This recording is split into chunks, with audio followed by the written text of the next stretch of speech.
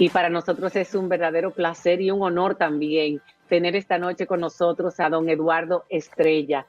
Don Eduardo Estrella tiene una trayectoria larga y limpia dentro del mundo de la política. Él es empresario, ingeniero, pero fue ministro de Obras Públicas. En ese entonces era secretario de Obras Públicas, como se decía antes, la Secretaría de Obras Públicas en los años 90. También fue senador por Santiago, fue candidato a la presidencia en el 2004 por el Partido Reformista, luego fundó el Partido Dominicanos por el Cambio y actualmente es su candidato junto a 15 partidos más a la senaduría por Santiago. Buenas noches, don Eduardo. Bienvenido. Muy buenas noches, María Cela. Muy buenas noches, Diana, de compartir con ustedes en este programa que hoy me tocó la oportunidad de participar, pero siempre soy un seguidor de ustedes viendo el programa. Gracias. Antes de que haga la primera pregunta, porque esa santiaguera tiene mucho que preguntar. Es una pregunta muy sencilla. La mayor parte de los jóvenes y muchos adultos también piensan que no se puede pasar por la política y no mancharse. Usted ha hecho una de las cosas que lo destacan a usted y los comentarios que hace la mayor parte de la gente que lo ha conocido. Y el mismo Balaguer, cuando usted fue secretario de Obras Públicas, lo dijo. Qué raro que pasó por ese ministerio y no se manchó. O sea, tiene una hoja totalmente limpia. Se puede. ¿Cómo se pueden vencer todas las tentaciones dentro del mundo de la política para que la gente pueda decir eso cuando uno termine su carrera? Mira, la verdad que yo siempre le digo a los jóvenes que afortunadamente he tenido una gran incorporación de los jóvenes en la campaña, de manera increíble. Me acompañan a todos los viajes, se han inmerso mucho, yo le doy mucha participación al proyecto, lo consulto mucho. Y yo cuando hablo con ellos y voy a actividades, y a veces cuando salimos, que nos paramos en algún lugar, le digo, miren, es que se puede pasar la política sin hacerlo mal hecho. Esa parte de que se habla que la política es sucia, que todos son corruptos, que no te metas en eso, que no vale la pena. Yo digo, eso no es cierto. A mí me dieron la oportunidad como joven de ser funcionario.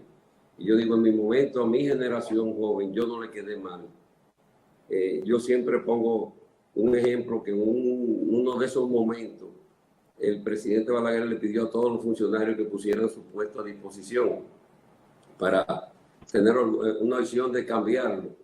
Y a mí se me ocurrió hacerle una carta diciéndole que yo le agradecía la oportunidad que me había dado como joven de participar en el gobierno y que tal vez como humano en algún momento pude haber metido la pata, pero nunca metí la mano.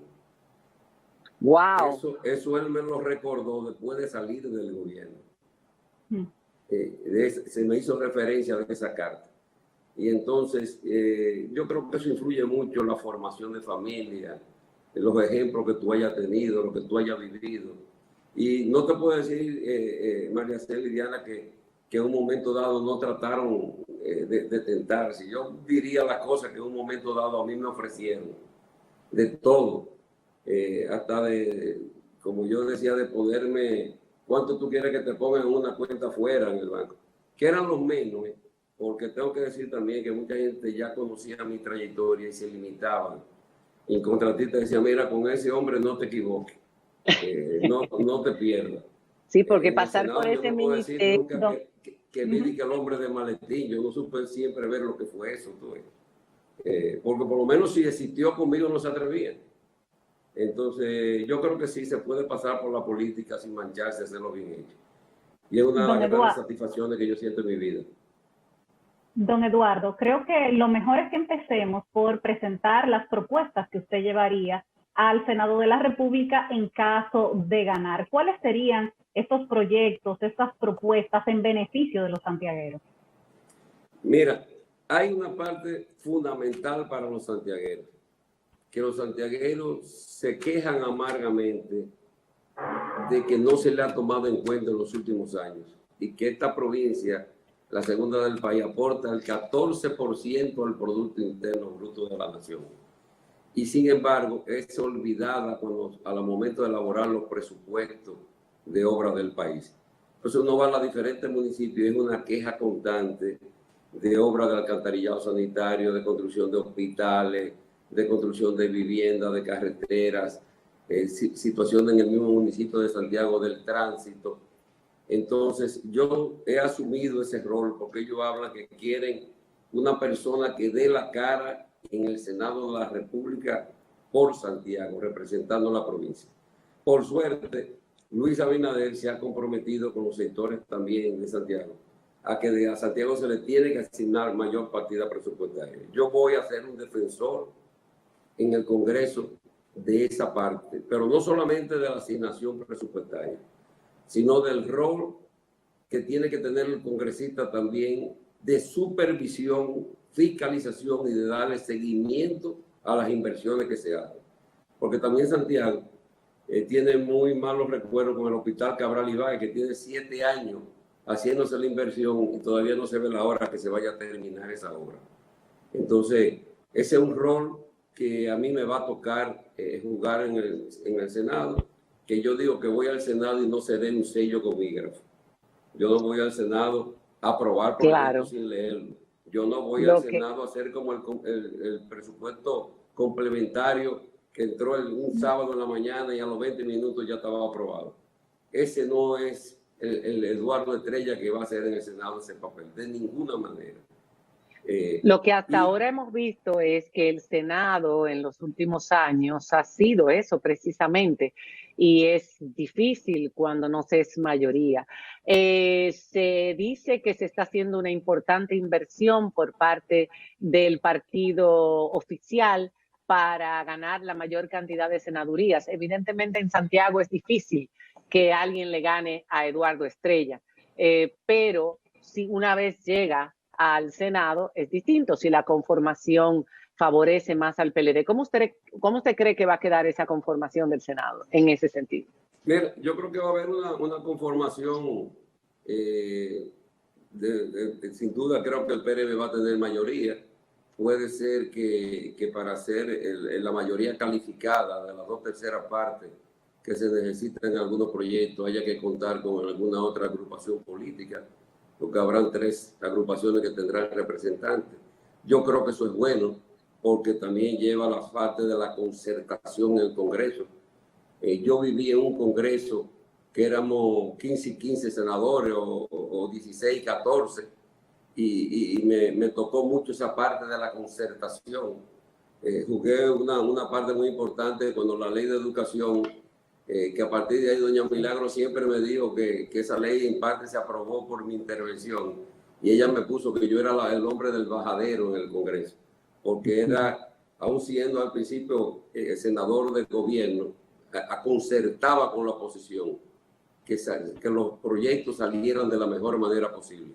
Esa ley de la educación estaba parada por 1 o 2 artículos y yo decía, bueno, es una ley en el fondo tan buena que no podemos limitarla. Si con el tiempo tenemos que hacerle alguna modificación, la hacemos, pero vamos a sacarla hacia adelante.